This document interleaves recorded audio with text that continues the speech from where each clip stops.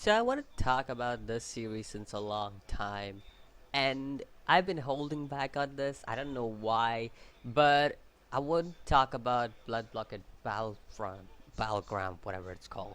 Jesus Christ, I know that's the name, but I prefer the Japanese name Kekkai Sensen because it's pretty easy to remember. But I wanted to talk about this anime since I don't even remember since I started doing my anime reviews and stuff.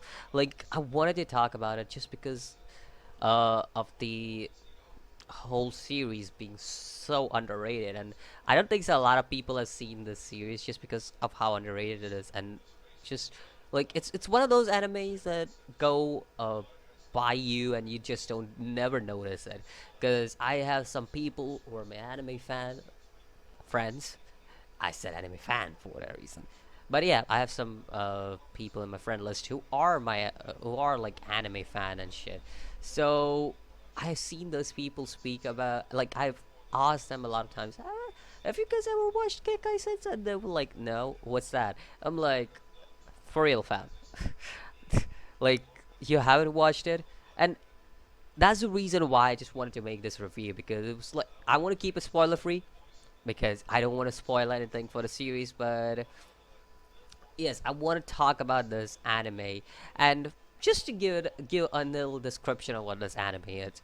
It's basically set in this futuristic setting with aliens and humans coexisting with each other, and basically, what you're seeing here on the screen, basically, is a bunch of people called Libra. There are a bunch of people in our organization called Libra, and they are basically people who fight against evil and shit. Sounds very much like a normal anime plot with normal superhero shit, you know? Like, it sounds very normal, right? But I think so. What makes this different from all that normal shit you see is, first of all, the character development is amazing. For personally, I've seen it. Season one doesn't have that amazing character development. I'll be honest here. Season one is just the main character. It feels like the main character is it was the only person they ever focus. And and season two is when like the main character development begins and stuff. So you see that in season one, it's mostly the main character. You don't see any other character really shining up, but you have so many characters there included. Like, you just be there questioning, like, why there's so many characters. But season two improves on season one and gives characters to like development to those characters that are like shown to us in season one. Just like, they're not just there to be there. But that's just it. For what I'll tell character development. Other than that, I want to talk about why it's so much different from your daily superhero anime, the organization. Like, I know the plot sounds cliched, right? Like, yo, this is an organization that fights evil and shit. But each character is kind of different in their own way. Because, yeah, the organization fights evil, but the amount of chaos that they cause while fighting these evil is just crazy. Because, you gotta protect people, but you don't need to cause that much chaos. And these people are people who just cause crazy amount of chaos. And if you see the anime, you will know just how much chaos they cause. Uh, Other than that, it's also the aesthetic of the anime, the animation, the aesthetic, the feeling about all this kind of this classical feeling. Like, you're watching these anime like Durara and Bakuno, which I should say you guys should watch Durara and Bakuno if you guys haven't watched it yet, because they are some good classic shit, I would say. 'Cause it's been like, Durara came out like in 2012. Durara X came out in 2014, if I'm correct. But yeah, it's been a long time. I would say about 7 years since Durara came out. But yeah, like, if you guys haven't watched those anime, definitely watch out. But it kind of gives this aesthetic feel of those kind of anime. Like, gives this environment of those kind of anime, and also like this darkish animation which you normally see in those kind of anime. And personally, I'm not a big fan of those dark animation, but I think so. What Kekai Sensen does the best with it is that the animation, with the darkest animation, kind of suits the whole environment that the series has, because the series has this environment of New York being in a portalish between aliens and humans kind of thing. Like it's that kind of thing when it comes to this, like this stuff. And like them coexisting with each other is like, it's like imagine if Men in Black had an anime. That's what I would say this would be, because I just feel like that's what it would be if I had to put it in my words correctly. But yeah, I would say that. And the only difference that would be here is, instead of hunting uh, aliens, they actually hunt the bad people. So that's just it. That's just it. And basically, they have a villain and hero squad, just like it. It would remind you of Bungo Stray Dogs in a lot of way, because you got these hero people who are Libra, and you got this evil organization they try to take down over and over again, just like the Port Mafia and the organization. There you go. Simplified there. If you guys haven't watched Bungo Stray Dogs, go watch right away, because I already made a spoiler-free review on that, and just spoke about what I can. Other than that, what I want to speak about is the soundtrack. The soundtrack is just, oh, I think so. The soundtrack is quite amazing for it. Like, art and animation, amazing job there. Put that aside, the soundtrack. Oh boy, boy.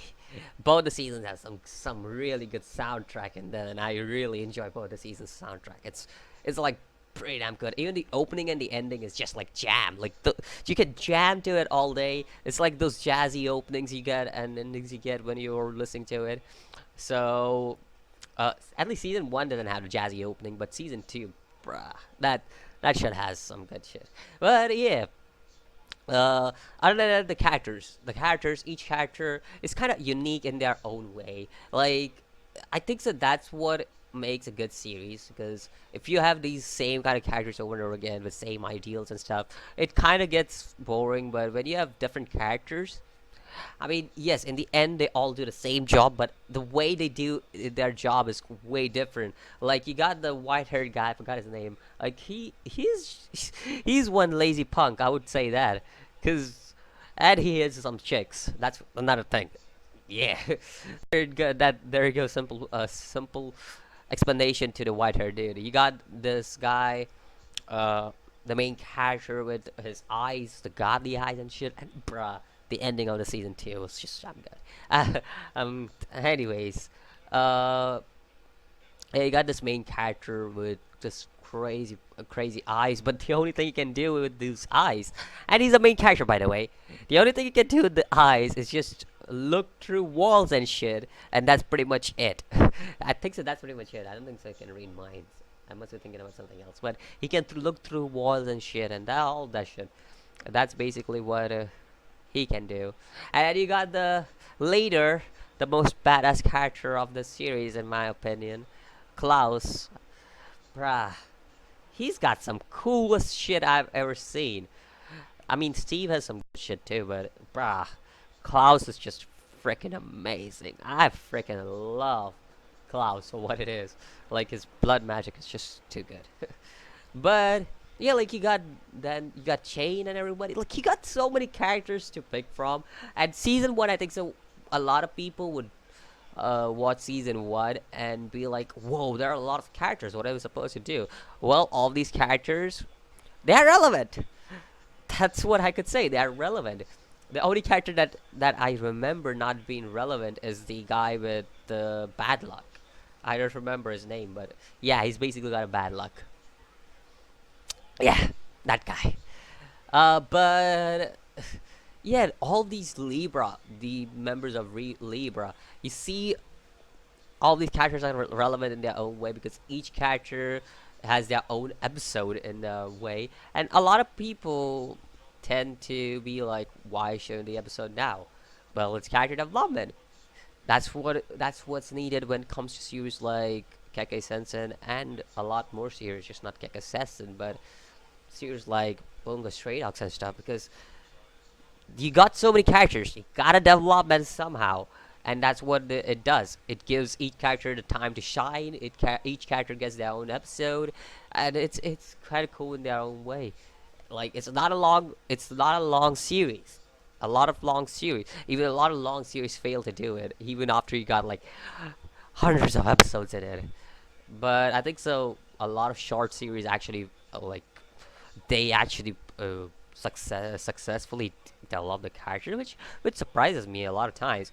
Again, season one, I never felt like season one had the best character development, but it still had some good action sequences. And if you guys are a fan of action scenes, bruh, watch it.